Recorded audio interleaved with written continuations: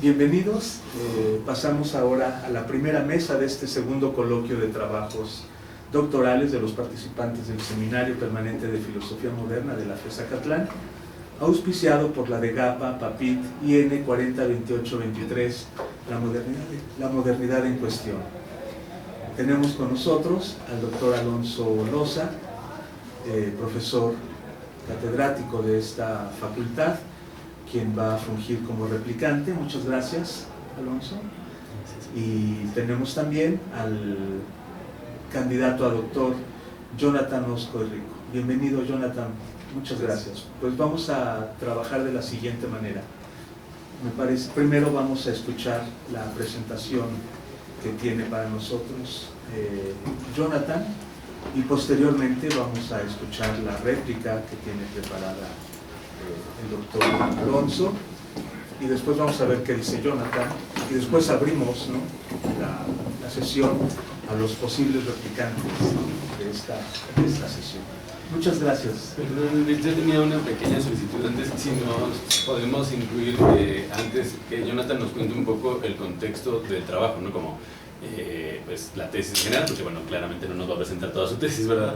Sino como en qué lugar está este pedazo de la tesis, digamos, ¿no? Y quizás también pues sobre el itinerario en los foros mismos, ¿no? Si quisieras comentarnos eso antes de propiamente el trabajo. Sí, claro. Adelante. Bueno, ante todo, pues muchas gracias a todos los que hicieron posible la organización del evento. Creo que siempre es bueno exponerse, ¿no?, a pues otras perspectivas, sobre todo en estos trabajos donde uno le dedica mucho tiempo y pues de pronto ya no puede ver otras perspectivas, ¿no?, de tanto trabajar el mismo asunto. Bueno, lo que voy a presentar es una modificación, incluso creo que un poco una reestructuración del primer capítulo de la tesis doctoral que estoy haciendo, y en ella estoy tratando el tema del sacrificio, la idea del sacrificio en la obra de Roberto Calasso. A grandes rasgos, Roberto Calasso piensa que el sacrificio es una especie de estructura constante en la historia humana. Un poco es un poco arriesgada esa propuesta, debido a que digamos que no hace propiamente una historiografía, ni tampoco hace una filosofía de la historia, ¿no? Hace algo, no sé, algo híbrido muy particular, que voy a tratar de explicar, ¿no?, en esta modificación. Y bueno, pues un poco la modificación surge porque yo tenía una idea, no quiero decir errónea, pero una idea que, digamos, se alejaba un poco de la intención de Calasso, y era pues que pensar que Calasso estaba haciendo una filosofía de la historia, y en realidad no la está haciendo así, ¿no? O sea, no está siguiendo la premisa de la historia o la razón dentro de la historia se despliega así, ¿no? O sea, está haciendo otra cosa distinta, ¿no? O sea, un poco más como del lado de María Zambrano, por eso el título de la presentación. Creo que está un poco más cercano a lo que hace ella, incluso no lo he estudiado bien, pero cercano a lo que hace Avi Barbour con esta cuestión de la Nachleben, ¿no?, de estas imágenes, ¿no?, que persisten. Y bueno, pues eso es más o menos, ¿no?, el contexto de la presentación de este capítulo. ¿Puedo yo añadir algo más? Sí. Es que el trabajo que presentó inicialmente Jonathan lo acaba de decir bien, ¿no? Pero creo que hay un énfasis muy bueno por parte de las actividades del comité tutoral. En realidad, ahí está un profesor que estuvo aquí en Acatlán, es Sebastián Lomelí, y está también Rebeca Maldonado, que todos conocemos por el lado de la hermenéutica y Heidegger y todo eso, ¿no? Pero filosofía contemporánea, pues, en última instancia. Pero digamos que el esquema de trabajo original nunca, Alonso, fue objetado. realmente. O sea, el esquema es correcto, ahorita que él diga de qué va el esquema, cuál era su capitulado inicial y cómo se lo respetaron al final, a la hora de hacer el examen de candidatura. Ya me conocen, siempre se me cierra la garganta. Pero en el comité tutoral le dijeron, está muy bien todo lo que hiciste, pero tienes que confrontarlo con la tradición filosófica, porque Calazo viene de otro mundo, ¿no? Eso es básicamente lo que le dijeron. Y entonces, este es el resultado de esa adecuación. A mí me parece muy importante esa adecuación porque en términos del proyecto de doctorado, digamos que era impecable en relación con la forma, pero con lo que lo fue llenando, al comité tutor le pareció como que había que trabajarle más. Y le dijeron, no, nada de ampliar más el trabajo. Se trata de darle contenido filosófico para que entre este trabajo en la discusión filosófica. Él lo traigo a colación porque él ahorita te dijo, Alonso, yo no sabía si lo estaba pensando como parte de una filosofía de la historia. Bueno, pues es lo que tiene que decidir ahora, ¿no? Por ahí va el asunto. No sé si ya Alonso queda un poco más, bueno, fui más enfático pues en relación con el contexto de su proyecto doctoral. Sí. ¿Sí? Sí, me permite entender el por qué específicamente, por ejemplo, recurrir a Zambrano y demás, no es una demanda del comité tal cual. Totalmente, sí, eso va por ahí, o sea, es un poco de darle ahora color, ¿no? Darle contenido, pues, a lo que ya, a esa estructura que está bien pensada, bien organizada. De eso no hubo objeción en el examen de candidatura. El examen de candidatura todo fue bien, excepto que hay que rellenarlo con cosas de la tradición, ¿no? Por ahí va la cosa. Y creo que eso era lo que te estaba preguntando también, Alonso, o sea, ¿por qué ahora este título, no? Sí. Porque Alonso conoce tu desarrollo por los capítulos anteriores que has presentado aquí. Pues por ahí va la cosa. Ya. Sí, bueno, ya por último, lo que quisiera agregar es que el texto quizá no refleja bien todas las convergencias y divergencias entre Zambrano y Calazo, pero ya es por cuestiones de tiempo, ¿no? O sea, no, digamos que encuentro muchas en distintas obras y no me alcanzó el tiempo para hacer todas, ¿no? O sea, las que considero relevantes para la tesis.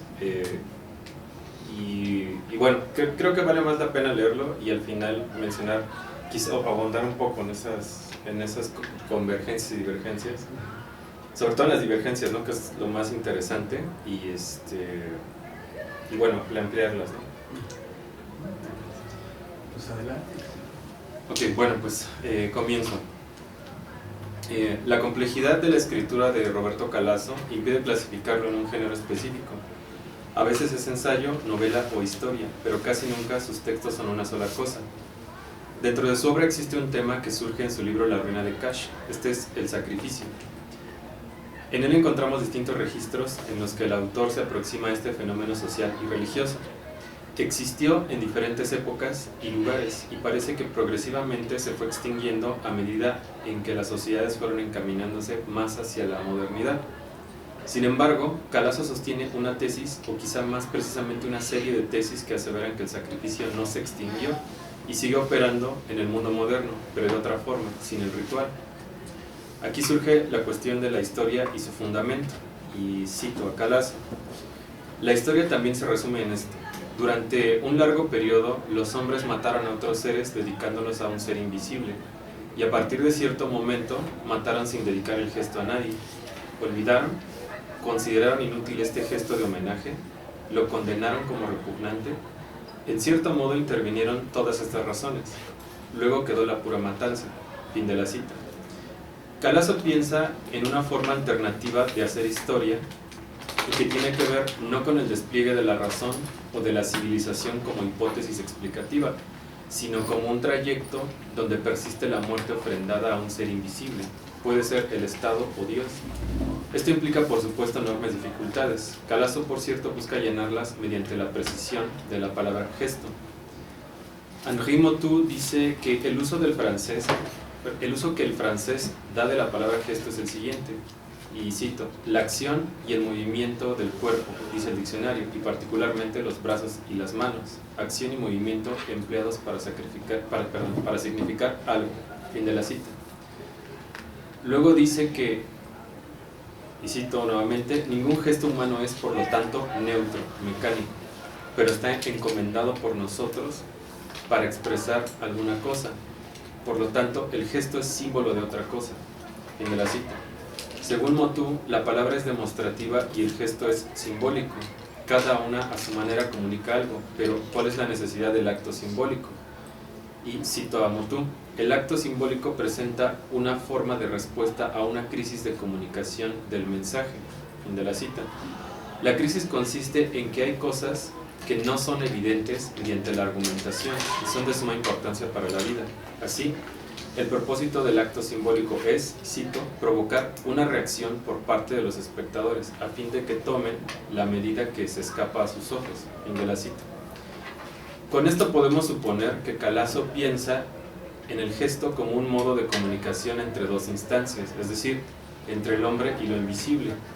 La naturaleza de los elementos que entran en comunicación es muy peculiar, ya que se trata de instancias separadas o de esencia diferente. Lo invisible, por su propia constitución, se retrae a la experiencia común y corriente. Por eso el hombre tiene que hacer un gesto, una acción que genera un significado y conecta esas dos instancias lejanas. Esta comunicación no es solamente un mensaje, sino un intercambio, pues se trata del sacrificio. Ambas partes darán algo a cambio. Julieta Lizaola, hablando sobre la noción del sacrificio en María Zambrano, dice que, y cito: el sacrificio implica una relación concebida bajo el paradigma de la retribución, de un intercambio, entregar algo a cambio de algo. ¿Qué puede dar el hombre sabiéndose diferente, extraño, ajeno, frágil? Lo único que puede dar es su vulnerabilidad física y anímica traducida en sufrimiento, su padecer a cambio de un lugar, un tiempo, un sentido, una afirmación vital.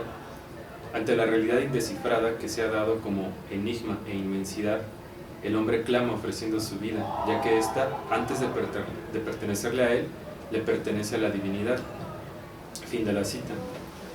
La distancia que hay entre el hombre y lo invisible en Calasso es similar a la idea zambraniana de realidad, divinidad y hombre. Zambrano dice que, y cito: en el principio era el delirio, quiere decir que el hombre se sentía mirado sin ver, que tal es el comienzo del delirio persecutorio, la presencia inexorable de una instancia superior a nuestra vida que encubre la realidad y que no nos es visible. La forma primaria en que la realidad se presenta al hombre es la de una completa ocultación radical. Fin de la cita. La realidad es un concepto que Zambrano utiliza para referirse al contacto primigenio que el hombre tiene frente a lo que no es él mismo, una especie de ser vacío de contenido o categorías, pero que es el fundamento de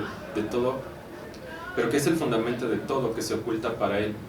Es el punto frente al cual, en la religiosidad temprana, mediante el sacrificio, se querrá pactar y arrancar un significado. Zambrano dice que esa realidad se encuentra indeterminada porque el hombre en ese momento no tiene ideas ni formas concretas de ello. Esa función la cumplirán los dioses, que serán aquellas envolturas que iluminan el aspecto de la realidad, dando paso a lo discontinuo y definido desde lo continuo y diferenciado. La premisa de Calasso sobre el sacrificio es que se trata de un intercambio que se dedica a lo invisible. Lo que hay que analizar ahora es qué se intercambia y por qué. Lizaola nos indica la estructura de la ofrenda y en ella el hombre ofrece su fragilidad a cambio de permitir vivir en un mundo, porque ¿qué podría dar un ser tan limitado como el hombre a aquello que es la realidad invisible y fundante de todo? La respuesta es clara: su vulnerabilidad a cambio de la posibilidad de sentido. Recordemos que el delirio se aplaca cuando surgen los dioses, pero incluso estos, por lo menos antes de la aparición del cristianismo, eran dioses devoradores, como Cronos, que devoraba a cada uno de sus hijos. Es el prototipo del dios que consume todo, el tiempo, que pasa y degrada todo. Se entiende que bajo esta forma divina los hombres experimentaron su vulnerabilidad. hay otros prototipos divinos que exigen sacrificios por otras características, como Prajapati en la tradición brahmánica. Este dios se sacrifica, ya que mediante el desmembramiento de sí hace que otras divinidades puedan existir. A cambio, estas divinidades, que son sus hijas, tienen que hacer sacrificios para reintegrar el cuerpo del padre. Podemos observar que, tanto para Calaso como para Zambrano, el sacrificio representará la posibilidad de fundar un orden del mundo o un sentido para la vida humana. Por otra parte, la cultura no es lo único que emerge del trato sacrificial con los dioses, sino que también surge el fenómeno de la conciencia. Calaso dice que el fundamento, y cito, el fundamento del sacrificio está en lo siguiente: cada uno de nosotros es dos y no uno.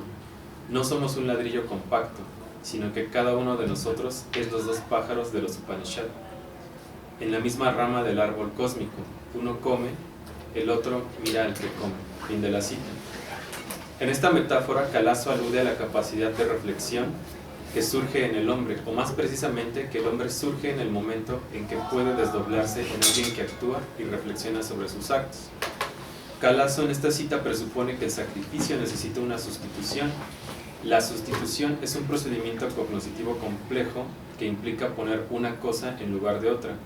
Dentro de la mente se establece una relación entre cosas que son distintas, pero que tienen un nexo que puede ligarlas. El sacrificante debería ofrecer su vida a cambio de la donación de un orden perdurable. Sin embargo, en vez de hacer eso, ofrece a un animal con ciertas características y que considera una parte suya. Allí obra la sustitución. Calaso insiste, y cito, acto sacrificatorio: cualquier acto donde el actor se contempla a sí mismo mientras actúa. La víctima y la oferta son quienes actúan. El sacrificante es el ojo que contempla. Fin de la cita. Zambrano, por su parte, no cifra tanto la emergencia de la conciencia a través del sacrificio, puesto que no basa su comprensión en la teoría de la sustitución calasiana. Para Zambrano, la conciencia surge con la aparición de los dioses, ya que es a ellos a quienes se les dirigen las preguntas acuciantes. Sin embargo, hace una aportación importante cuando pregunta cuál era el sentido práctico del sacrificio y su finalidad, y nos dice que, y cito, el hombre que descubrió el ritual de cualquier sacrificio no necesitaba entrar en la realidad, sino salir. Era soledad, libertad, lo que necesitaba ganar. El sentido práctico del sacrificio debió ser un dar lugar a una especie de espacio vital para el hombre. Por medio de un intercambio, entregar algo para que se le dejara el resto, aplacar el hambre de los dioses para poder poseer algunas cosas por algún tiempo, pues todo pertenecía a los dioses y al hombre nada. Fin de la cita. La idea de Zambrano es que para el hombre de la religiosidad temprana que descubre y lleva a cabo el ritual sacrificial, el mundo era distinto al nuestro, puesto que estaba poblado de presencias que lo acechaban, pero que no podía identificar lo que eran. De allí que hable del delirio de persecución. Por lo tanto, lo que gana el hombre con el ritual es la posibilidad de crear un ámbito profano, es decir, un ámbito propio de existencia que, si bien depende de los dioses, por eso se pacta con ellos mediante el sacrificio, es un ámbito que el hombre puede ocupar legalmente sin crear un conflicto con lo sagrado. Además de tener un sentido práctico para la fundación de la cultura, el sacrificio apunta a una asimilación de lo divino, pues, como menciona Zambrano, y cito, la función del sacrificio era múltiple, pero tenía principalmente un fin: suscitar una manifestación. Los dioses están siempre presentes, pero no se les ve, no se dejan ver. La manifestación de lo divino es siempre instantánea. Y es más, diríamos que la noción de instante viene de lo divino. El instante, unidad cualitativa del tiempo, que tal cosa es en un instante, está caracterizado por consumir apenas nada, lo mínimo en el tiempo sucesivo, en el que se puede medir. El instante no podría parecer si no fuera la manifestación de lo divino, algo que borra la inmediatez, cualquiera que ésta sea, y hace surgir en su vacío otra realidad distinta en cualidad. Fin de la cita. Lo que hace presente el sacrificio mediante su ejecución es la aparición de lo divino a través del instante, que es a su vez la aparición de una realidad otra, cualitativamente distinta a lo que los hombres habitan, que es el espacio de lo profano. Se trata de un lugar o una dimensión a la que no se puede acceder mediante una temporalidad lineal, sino que se trata de una instancia donde el tiempo y el espacio se tornan en vacío, pues se trata de un modo de ser diferente a lo que puede acaecer en el tiempo. Así, el punto de contacto entre lo profano y lo sagrado es un parpadeo donde se abre un abismo. El sacrificio es ese enlace que hace que los dos ámbitos se comuniquen. Es breve desde el punto de vista de la duración profana, pero es atemporal desde el punto de vista de lo divino. El objetivo metafísico del sacrificio se expresa en esa interacción. Aquello que es fundamento del mundo se expresa en el momento en el que se crean condiciones que hacen intervenir elementos simbólicos, como la víctima, el altar, los cánticos, etc., los cuales son elementos que disponen ese contacto entre ambos modos de realidad. La filosofía más tarde hablará en términos más lógicos, pero ya no religiosos, aboliendo el ritual, ser y no ser. Con lo anteriormente dicho, se puede observar que tanto la postura de Calasso como la de Zambrano coinciden en varios aspectos, si bien parten de horizontes interpretativos distintos. Para Zambrano, el sacrificio es el ritual que logra establecer un ámbito específico para cada elemento de la realidad, un ámbito profano para los hombres y uno sagrado para los dioses. En conjunto, crean una cultura. La transformación del ritual creará una cultura distinta. Por ejemplo, cuando el ritual del sacrificio se cristianiza, la víctima es el propio Dios, pero surge el amor. Para Calasso, se crea un orden del mundo donde lo invisible es asimilado mediante el rito primero y luego a través de la meditación ascética. Por eso el acento reside no tanto en la creación de una cultura como en la consecución de una estructura de comprensión del mundo. Partiendo de la premisa calassiana, la historia también se resume en esto, es decir, en el sacrificio. Veremos una concepción específica de la historia. Calasso asume con esta afirmación que si hay algo constante que puede hacernos entender la historia humana es el sacrificio, uno de sus hilos conductores. Su fundamento se encuentra en el obrar sustitutivo de la mente humana. La mente asimila su realidad negativa, oculta, en una serie de relaciones de conexión y sustitución. Crea una relación de gestos para asimilar el sentido. Esa necesidad de sustitución se traducirá en varios episodios de la historia humana donde los órdenes del mundo se fracturan y cambian, dejando sin fundamento el anterior y creando condiciones para uno nuevo. Pero el sacrificio, como hilo conductor, seguirá funcionando. Hay una realidad destructiva en la manera en cómo el mundo funciona. Por eso el hombre debe participar de esa realidad mediante la asimilación de esa destrucción. Zambrano, por su parte, se distanciará de esta perspectiva, pues piensa que seguir este camino implica la aceptación de regímenes absolutistas o totalitarios, donde está justificado el sacrificio en aras de un bien superior, por ejemplo, la permanencia del Estado o la patria, lo cual puede convertirse en violencias tan extremas e irracionales como el genocidio armenio, los campos de concentración o las guerras por la hegemonía de Medio Oriente. Y bueno, con eso terminaría. Gracias. Muchas gracias.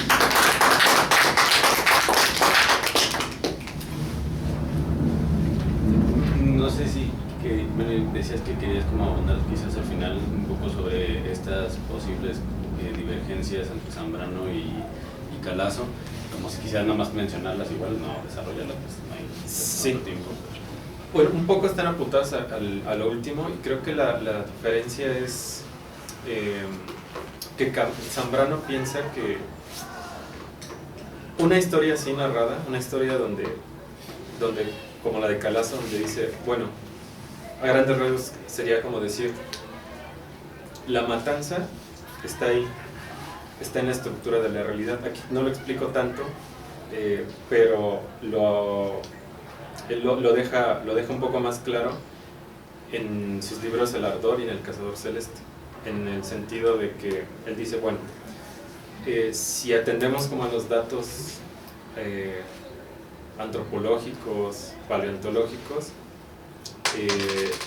el hombre surge como un animal que imitó a sus depredadores.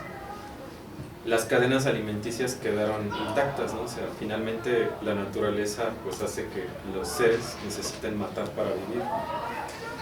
Y en ese sentido el hombre es una anomalía, porque empieza a observar y luego a imitar desde su propia incompletud, ¿no? Fisiológica. Y eso le lleva a crear prótesis, ¿no? O sea, flechas, armas, ¿no? O sea, relacionarse primero con la piedra, luego con los metales. Y amplía las cadenas, ¿no? O sea, amplía la cadena alimenticia, ¿no? Su propia cadena, y se vuelve omnívoro, ¿no? Puede comer todo, ¿no? Puede destrozar la carne. Y además es el único animal que hiere de lejos, ¿no? Dice Calas, o sea, es el único que puede, sin contacto de cuerpo a cuerpo, matar a un ser vivo, ¿no? Entonces con eso él dice, bueno, aquí hay una forma, o sea, digamos, en la naturaleza sigue persistiendo la estructura de matar para vivir, ¿no? O sea, dicho en términos muy, muy sencillos. Y lo que surge es que el hombre, cuando hace ese distanciamiento reflexivo, se le hace problemático, ¿no? Matar para morir. Y se da cuenta además que en ese distanciamiento empieza a sentir culpa, y con esa culpa surge de alguna forma la necesidad de sacrificio, porque es consciente de que acaba de desgarrar un orden, ¿no? O sea, un orden de cadenas naturales, digamos, fijas, a un orden donde se expanden esas cadenas, ¿no? Donde la matanza es superior, ¿no? La matanza es más grande, ¿no? Y eso es lo que dice él, que pues digamos puede ser muy debatido, ¿no? Porque pues es muy especulativo, ¿no? Todo regresando a ese tiempo primigenio, ¿no? Donde los antropoides, o sea, ¿cuál es el salto, ¿no? Del antropoide al hombre, ese proceso de hominización. Pero eso es lo que él dice, ¿no? Entonces esa estructura de la naturaleza está allí presente, y lo que pues se ha hecho a lo largo de la historia, sobre todo cuando se empieza a abandonar el ritual y pues ya entrando más en la modernidad, es pensar que eso no existe, ¿no? O sea, pensar que eso no tiene ningún efecto, ¿no? Y lo que dice es, bueno, pues, o sea, si nosotros observamos episodios específicos de la historia, ¿no? O sea, por ejemplo, yo creo que ahí él pues leyó como la interpretación de Joseph de Maistre, ¿no? De la Revolución Francesa, ¿no? Dice, pues ahí está, ¿no? O sea, no lo vi yo solamente, lo vio también él, que ahí se estaba sacrificando, ¿no? O sea, incluso cuando degollan a Luis XVI, ¿no? Dice, pues ahí está, ¿no? O sea, es el sacrificio, ¿no? Está funcionando, pero pues nos cuesta trabajo reconocer porque pues somos muy ilustrados, ¿no? Básicamente es lo que dice, y bueno, esa es su noción, hasta donde entiendo, de la historia. Y creo que es ahí donde se distancia de Zambrano, ¿no? O sea, porque finalmente pues uno diría, entonces no se puede hacer nada, ¿no? O sea, simplemente hay que pues leer en dónde se está dando esa estructura sacrificial, ¿no? En este momento, quizá en muchas partes, ¿no? En la industria de la carne, quizá en las guerras de Medio Oriente, ¿no? O sea, no lo sé, ¿no? Zambrano dice, bueno, es que ver una historia así, donde le tenemos que ofrendar primero a un Dios, luego a un Estado, pues es una historia que acepta la opresión, ¿no? O sea, que acepta, bueno, pues la historia la han hecho pues siempre, normalmente los dominadores, ¿no? Los que tuvieron el poder. Entonces los oprimidos nunca tuvieron voz, entonces aceptar una historia así es pues seguir aceptando otras cosas graves, ¿no? Como la opresión. Entonces esa sería una de las divergencias, ¿no? Que tiene con Calas sobre todo. Digamos, una cuestión pues sí, de teoría de la historia, pero particularmente por sus consecuencias políticas, pues, ¿no? Sí. Y no sé, me pregunto si a ti te interesa desarrollar particularmente esa dimensión política en Calazo o no, porque si no, entonces quizás recurrir a Zambrano no sea exactamente la estrategia más afortunada, digamos, porque pues divergen demasiado, y no solo digamos en intereses, sino en el tipo de análisis, ¿no? O sea, Calazo está pues digamos haciendo algo así como una antropología especulativa, mientras que Zambrano está haciendo quizás filosofía de la religión y quizás por otro lado teoría política, ¿no? Entonces, bueno, ahí no sé, porque justo lo que me preguntaba al revisar el texto cuando me lo mandaste era ¿para qué compararlo? O sea, está bien y tratando un tema y ya está, pero como en qué lugar está en la estructura de la argumentación de la tesis, ¿no? Precisamente porque, bueno, por ejemplo está Barbour como otro referente importante para pensar el sacrificio y el ritual particularmente, pero recuerdo que en otros momentos de los foros te comentaba de Agamben y pues la importancia de su teoría del sacrificio y quizás específicamente la cuestión de la profanación, por cómo estás pensando el sacrificio desde Calazo en relación con la profanación, ¿no? O sea, el sacrificio es también, o sea, nunca hay sacrificio sin del otro lado de la moneda, que es la profanación, ¿no? Entonces yo creo que ahí, bueno, así como para una aproximación rápida de la teoría de Agamben, o sea, es todo Homo sacer, ¿no? Y es muy largote y demás, quizás no, o sea, tampoco va a ser una tesis de Agamben, pero en donde puedes encontrar muy rápidamente, un poco resumido, y si ya quieres profundizar más, pues quizás ir a Homo sacer, es en el elogio de la profanación. Y el libro, como está traducido, creo que es Profanaciones, y dentro de ese libro está el elogio de la profanación.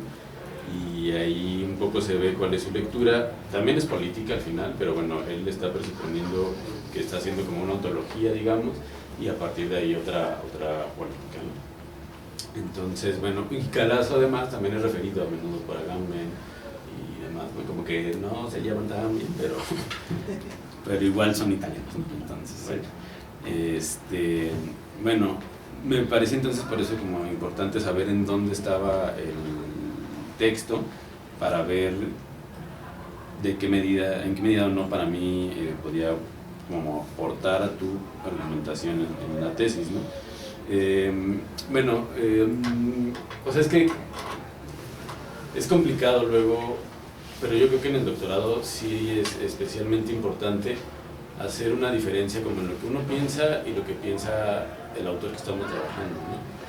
Y porque eso nos permite hacer uso, ¿no? del autor, como pues es violento, sí, digamos, pero uno lo pone ahí en la plancha, ¿no? Y empieza a hacer disección, ¿no? Entonces, pero pues haces disección para algo, ¿no? Y eso es algo que pues nunca va a salir del autor, ¿no? Sino que tú lo echaste ahí y empezaste a destazar para un objetivo de estudio concreto, ¿no? Y eso no sé si me ha quedado a mí del todo claro como por qué o para qué estás trabajando el sacrificio en Calazo, si compartes plenamente entonces como reconstruir esta teoría y entonces decir así es el sacrificio, o si para criticarlo o para en efecto compararlo con otros, etcétera, ¿no? Y hay una cosa que en efecto esta dimensión como muy especulativa de los textos de Calazo, o sea, es interesante en términos literarios, digamos, porque hace cosas muy interesantes, pero en términos teóricos, digamos que en efecto, o sea, con los datos antropológicos y arqueológicos uno puede hacer lo que quiera, ¿no? La verdad. Y más si nos vamos así a estas especulaciones del origen de algo, ¿no? Como el origen del sacrificio, o el origen de la desigualdad, o cosas de este tipo, ¿no? Pues uno termina haciendo especulaciones sumamente falsas, ¿no? Completamente en contra de la empiria, ¿no? Entonces, pero a partir de esas especulaciones uno puede construir cosas muy interesantes, ¿no? Y bueno, Rousseau claramente es un ejemplo de que especuló muchas cosas muy extrañas, pero bueno, pudo hacer una teoría política con base en eso, ¿no? Entonces, ¿qué hace Calazo para ti? ¿De qué manera sirven nuestras especulaciones como para librar las críticas que podría hacerle cualquier antropólogo, antropóloga, arqueóloga, arqueólogo, de oye, pero a ver, aquí claramente el sacrificio no nada más funcionaba así, ¿no? O, ok, sí, no es una relación con lo invisible, pero siempre, en efecto, está mediada por el cuerpo, ¿no? Y por lo tanto el sacrificio es muestra muy clara de cómo hay una dimensión sensible en esa relación con lo invisible, ¿no? Entonces el análisis de la particularidad de lo sensible de los sacrificios se vuelve, creo yo, muy importante, ¿no? ¿Cómo es en realidad que se da el sacrificio? ¿Nada más es la cosa invisible y yo me morí y ya está? o me morí, pero acomodé esto aquí, así, y así, entonces se construye, ¿no? Y ahí tratas el asunto simbólico, ¿no?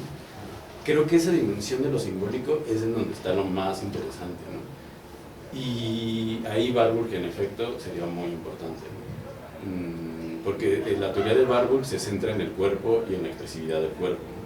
Entonces el sacrificio es la que muestra más fuerte de poder hacer expresivo mi relación con las fuerzas invisibles que me acosan, sino con un cuerpo expuesto a la muerte, ¿no? A la vulnerabilidad, por ejemplo, en exponer un texto aquí ante todos los que estamos y demás, ¿no? Eso puede o no ser un sacrificio, por ejemplo, ¿no? Una ofrenda a la comunidad de, miren, aquí está mi trabajo, me expongo. Entonces, quizás así podemos encontrar las dimensiones otras del sacrificio, ¿no? Y entonces, y hay o no ritual. Calazo llega con esa ritual, queda nada más la estructura y la operatividad del sacrificio y la matanza, ¿no? O sea, pero quizás estamos haciendo liberaciones de tensión social, afectiva, psíquica, etcétera, en un montón de sacrificios, digamos, no literal el cuerpo ahí, pero sí muere algo de nosotros, ¿no? En estos ejercicios de exposición, digamos. Entonces, creo que un análisis como más singular, o sea, de rituales fácticos ahí, permite como disminuir, creo yo, la peligrosa dimensión especulativa de las tesis de Calazo, ¿no? Que sí creo, francamente, que son muy extremas, ¿no? O sea, como se van a una abstracción muy grande, de repente es como, a ver, pero es que ¿quién hace sacrificios así, no? Nadie, ¿no? O sea, la realidad es que los sacrificios se dan de unas formas distintas, pues, ¿no? Entonces, creo que, ahora, tú podrías decir, bueno, pero a mí qué me importan los sacrificios de las culturas específicas o lo que sea, a mí me interesa una teoría general de qué, ¿no? Entonces, como ahí ubicar entonces en dónde o cómo hacer uso de Calazo creo que puede ser pues muy útil. Bueno, esa cuestión de lo sensible en general, del cuerpo y demás me parece importante. Decías en algún momento como el qué, preguntarse por el qué y el por qué del sacrificio, y digamos, es lo mismo que te acabo de decir, quizás hay que preguntarse el cómo del sacrificio, ¿no? También, o sea, cuál es la singularidad específica.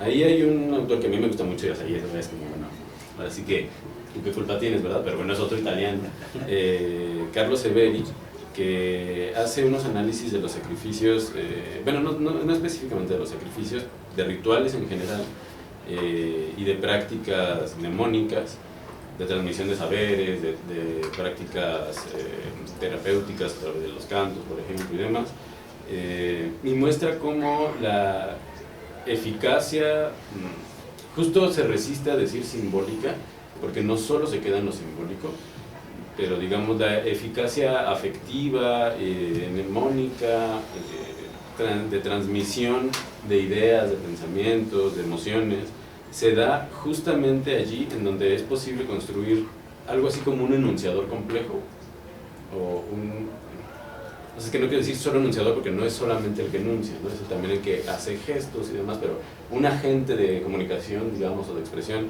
complejo, que no es un sujeto, es muchos sujetos, ¿no?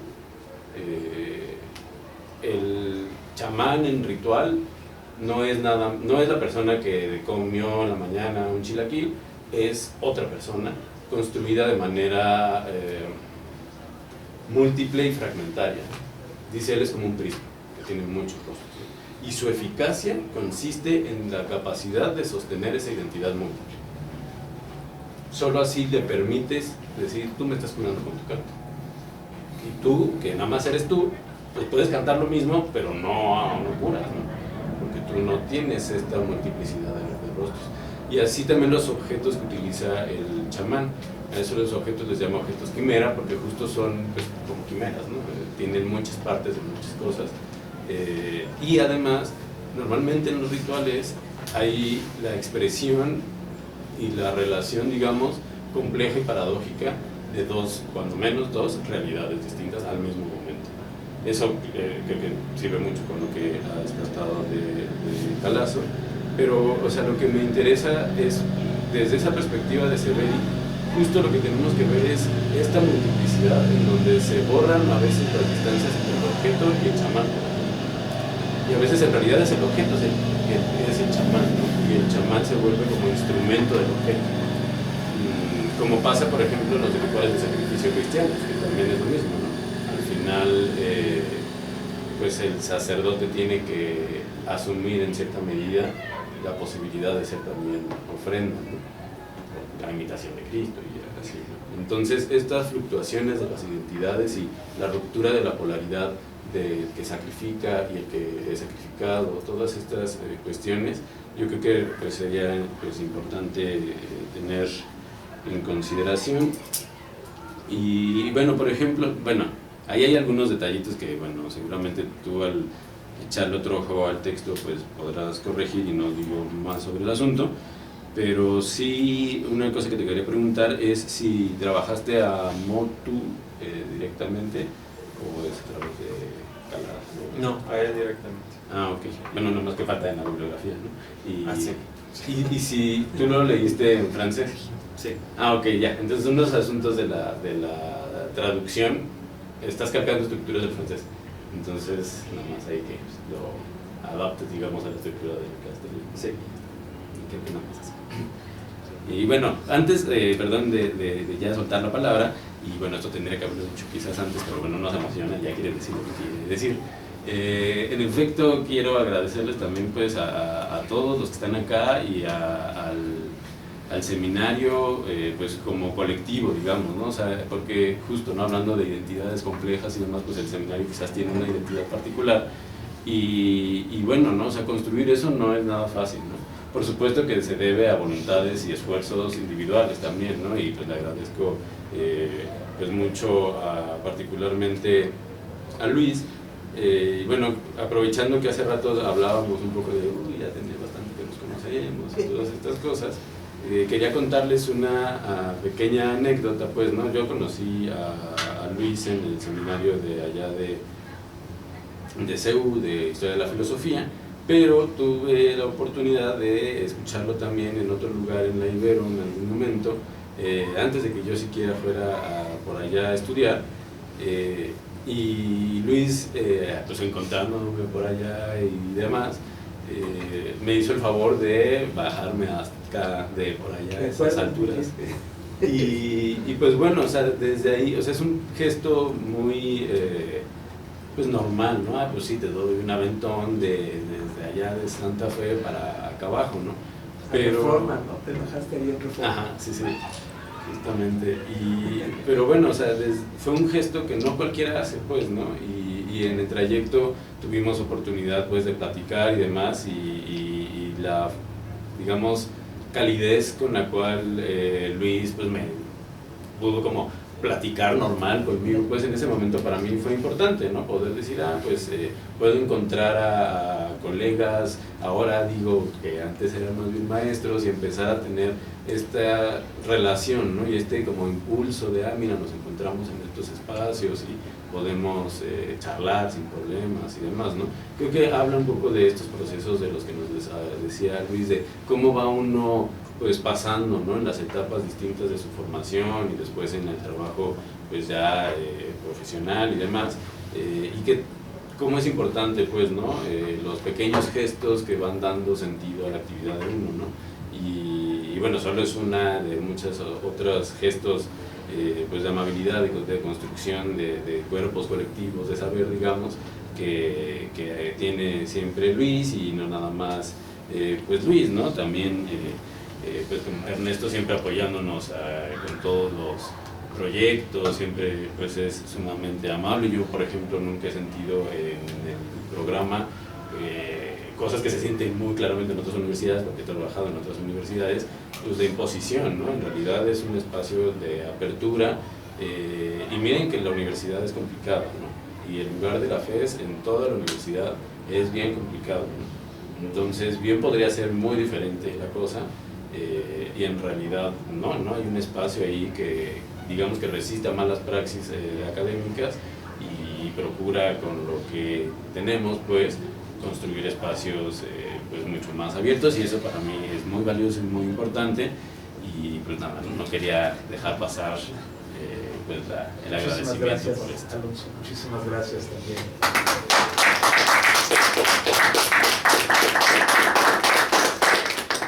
Bueno, pues vamos a pasar en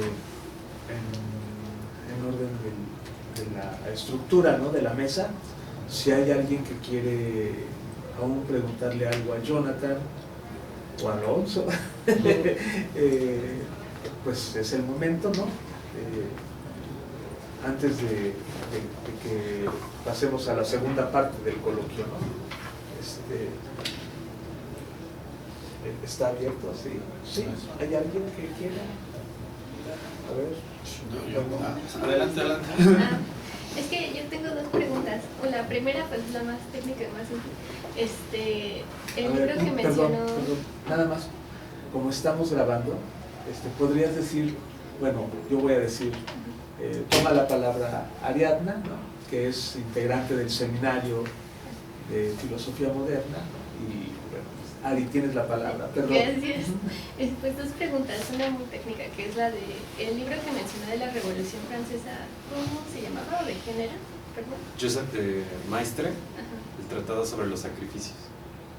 Así se llama. Y la segunda,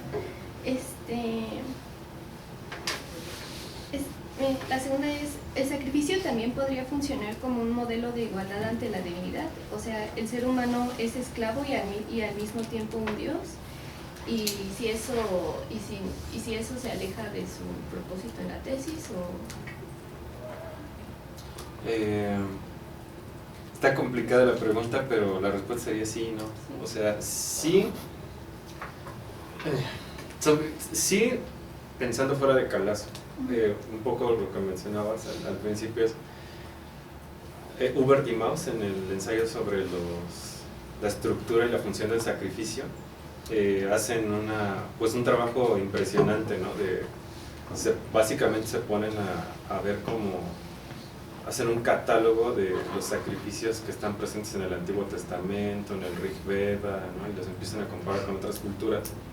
Y en un punto ellos dicen que en ese contacto, cuando se disponen todas las herramientas y el espacio, sobre todo en el sacrificio bélico, que es para ellos el más representativo, sí hay una especie de divinización del patrón, o sea, de la persona que encarga el sacrificio, a pesar de que no es él el que lo ejecuta, o sea, es el sacerdote, a veces dos sacerdotes, ¿no?, porque ellos son los que tienen que, sobre todo en la época de los Vedas, ¿no?, o sea, cuando todavía no, años, siglos antes del imperio de Ashoka, allí ellos dicen, en esta disposición del ritual, en ese contacto, el que encarga el sacrificio se hace divino por un momento. Entonces, por eso, luego Sylvain Lévy, que tiene un libro que se llama La doctrina del sacrificio en los brahmanes, él dice que, analizando ciertas partes del Satapatha Brahmana, dice, bueno, aquí hay una discusión, que es un texto muy raro, ¿no?, porque parece ser que son como discusiones teológicas entre sacerdotes, llevadas a texto, no tienen autor específico. Ellos están discutiendo y dicen, bueno, pues es que en algún momento los dioses tienen envidia de o no tienen envidia, sino que se protegen de los hombres, ¿no? O sea, ciertos dioses brahmánicos no les hace gracia, ¿no?, que los hombres quieran divinizarse con el sacrificio. Entonces la respuesta sería sí, fuera de Calazo. En Calazo no. O sea, creo que Calazo no considera que haya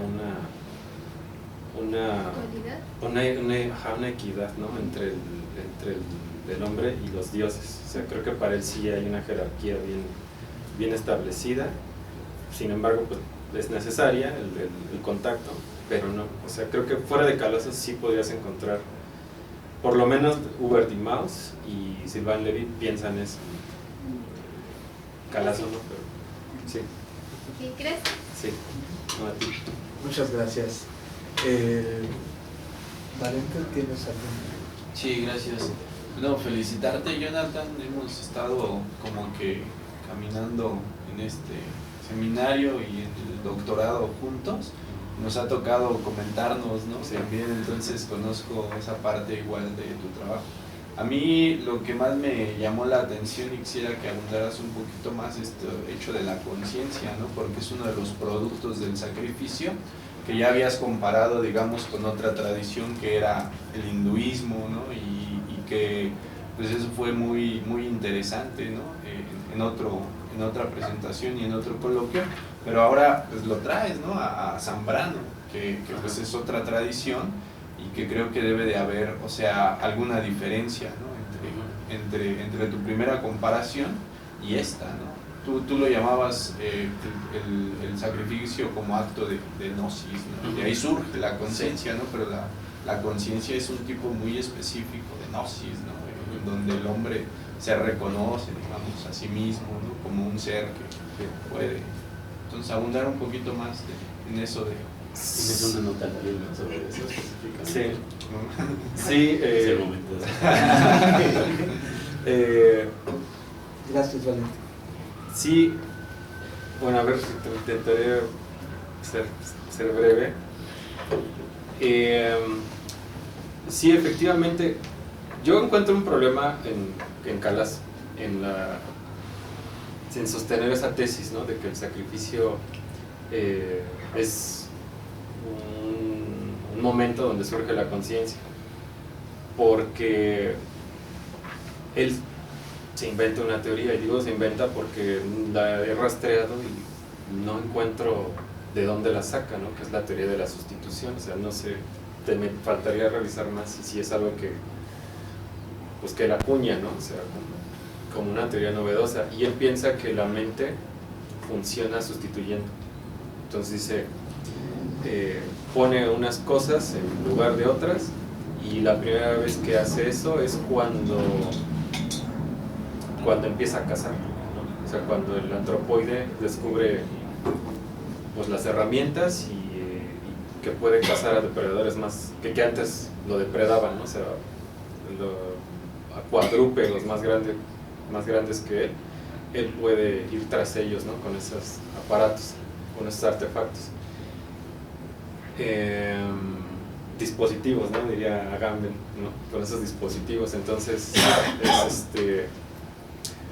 es la primera vez que tiene lugar la sustitución dentro de la mente. O sea, propiamente surge la conciencia allí, y lo que sucede es que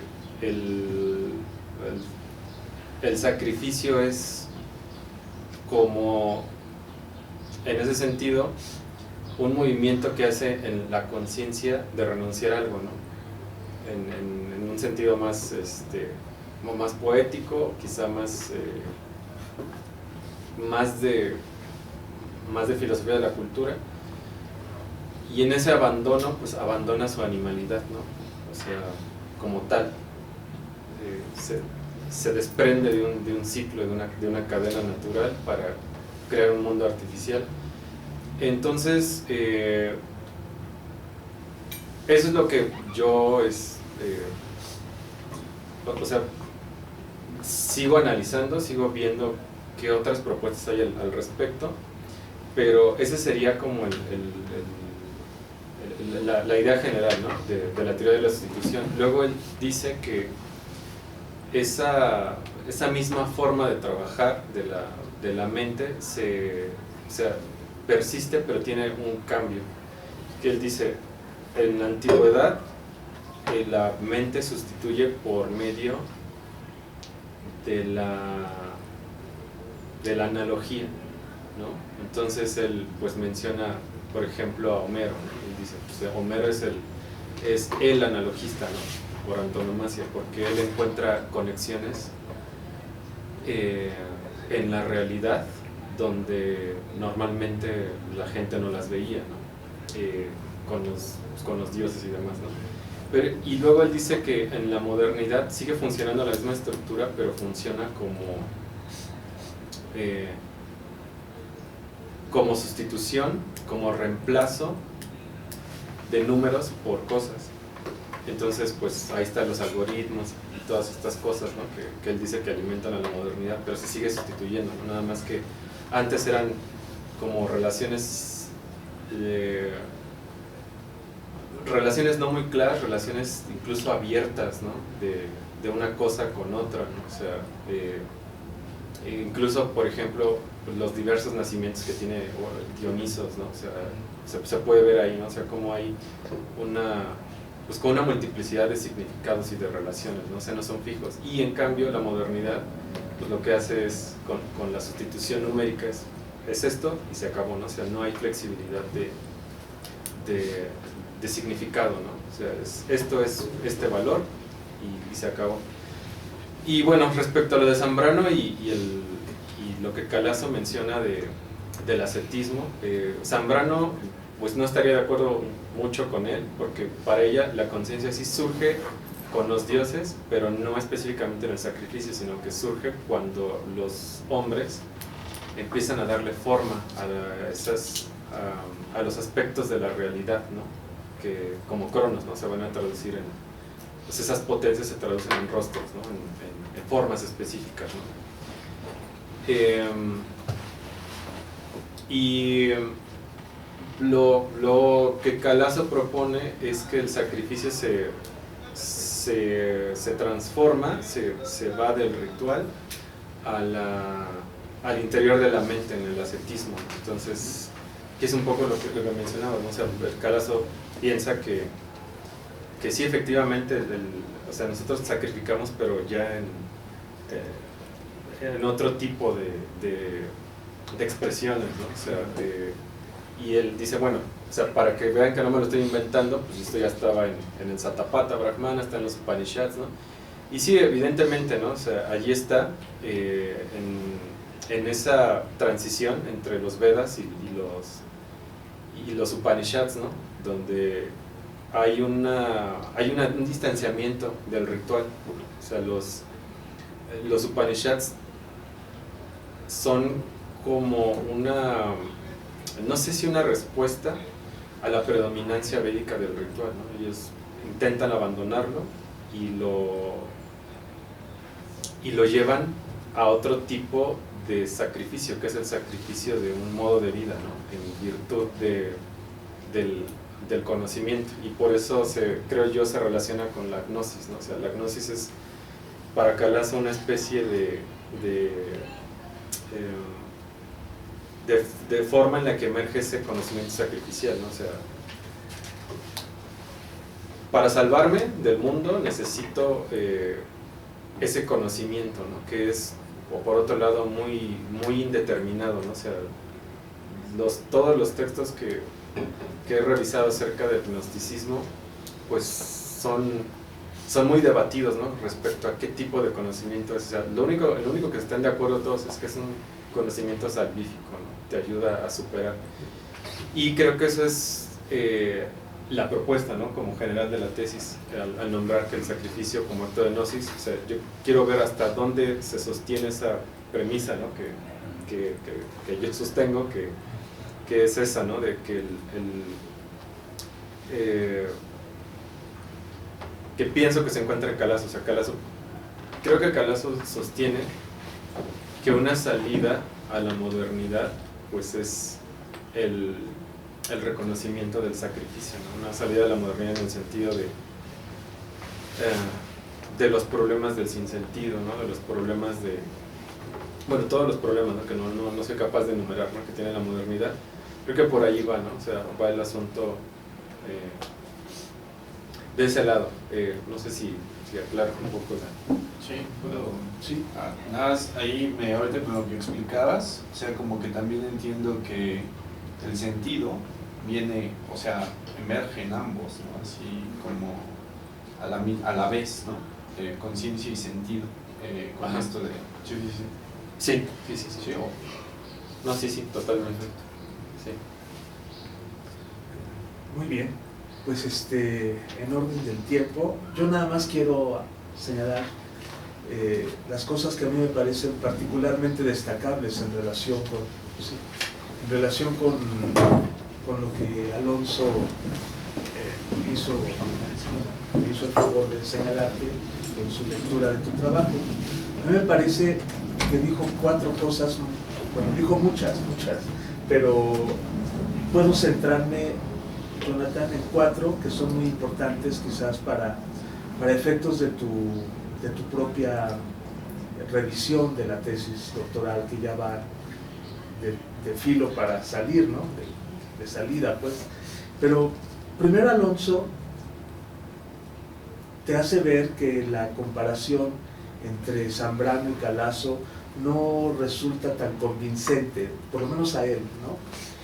Y claro, hay que contextualizar, digamos que esa fue casi, no una imposición, pero sí, digamos, por el comité tutoral le dijeron, mira, hay algo que te puede ayudar para darle matiz a lo que tú quieres trabajar con Calazo, pum, Zambrano, Lizaola, ¿no? O sea, claro, pues es obvio, ¿no? En la escuela, ¿no?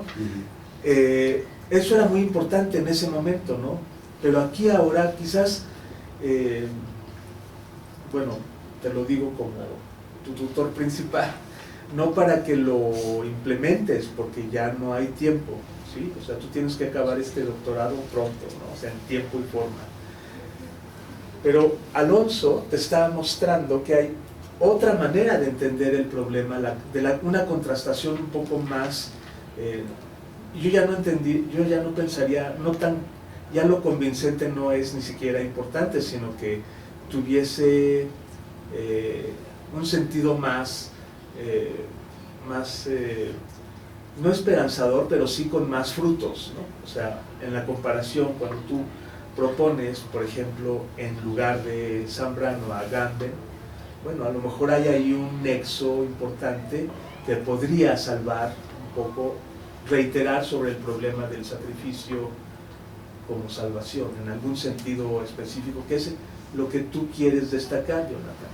Entonces, ya van dos cosas, o sea, primero como Alonso no está convencido de la comparación entre Zambrano y Calazo, yo supongo que ni nos dimos cuenta, ¿no? de por qué no tendríamos por qué haber estado convencidos en ese comité tutoral, pero bueno, Alonso ya te está diciendo por dónde sí puedes tomar distancia un poco de esa consideración. Son espacios diferentes, no son espacios académicos, y bueno, como saben, se los digo para todos los que van a continuar con estudios de posgrado y doctorado, el comité tutoral está hecho de 3 reyes, y con los 3 tienen que quedar bien. Si no, no hay manera de que acaben el doctorado, esa es la verdad. Sí. Entonces, bueno, yo te digo, si la finalidad es que acabes el doctorado, Jonathan, guarda el comentario que te ha hecho Alonso para una investigación amplia, quizás, ¿no? Pero es muy importante lo que te está señalando Alonso, ¿no? Luego, la tercera cosa es esto que él señalaba respecto de las dimensiones del sacrificio, ¿no? O sea, hay siempre hay que, para que no quede tan abstracto el problema, es muy conveniente intentar hacer una búsqueda de estas dimensiones del sacrificio, ¿no? Porque sí, no es tanto en abstracto, ¿no? Sino es el cómo, ¿no? Cómo y ahora sí, ¿para qué, no? Entonces, eso de las dimensiones del sacrificio a lo mejor vale la pena es un señalamiento como de darle un poco de sal a tu investigación, ¿no? De darle un poco más de contenido, ¿no? Eso es muy importante. Y bueno, hay que buscar también, por último, la cuarta cosa que también me parece muy importante es lo que Alonso señaló como eficacias significativas, ¿no? Te señalaste a Carlo Cerveri, ¿no? Que es el que habla de este tipo de cosas. Bueno, por supuesto, el asunto de la antropología, ¿no? El asunto del origen, ¿no? De buscar el origen, ¿no? De a ver cuándo fue, con la pregunta un poco ya para ir cerrando, ¿no? Lo de la conciencia, ¿no? ¿Cuándo fue el origen de la conciencia? Y Calazo te propone unas cosas, Zambrano va a decir otras, Rousseau va a decir otras, y así cada uno, ¿no? Creo que la observación que te hace Alonso es interesante porque te dice, bueno, pues parece que cada cual puede decir, dependiendo de sus principios, ¿no? O de su marco de referencia, pareciera que podría dar cuenta del origen de lo que sea. ¿En tu tesis estarías preocupado por el origen de la conciencia a la luz del sacrificio o eso es incidental? No, sí estoy. Entonces sí tienes que es pensarle un poco más a ese problema, ¿no? A lo mejor el autor que está señalando a Alonso es muy valioso, ¿no? En ese sentido. Tiene muchas referencias a la tradición filosófica como para concluir con él. Sí. Sí. Pues bueno, solo eran comentarios, no es para que lo respondas ya, ¿no? Sino que quería con mis observaciones cerrar el bloque de la réplica, ¿no? Que ha hecho magistralmente, bueno, doctoralmente Alonso. Muchas gracias, Alonso. Y qué maravilla que recuerdes, que hayas externado esa anécdota. Yo también recuerdo ese episodio como bonito, pues, o sea, pero no tenía otra finalidad, ¿no? Más que conocernos un poco, ¿no? Y vernos aquí. Muchas gracias, Alonso, por tu contribución. Jonathan, muchas gracias. Y a todos, muchísimas gracias por estar aquí. Vamos a pasar al segundo bloque del coloquio. Vamos a dar un espacio de estirar las piernas tantito, ¿no? Adelante. Sí, muchas gracias.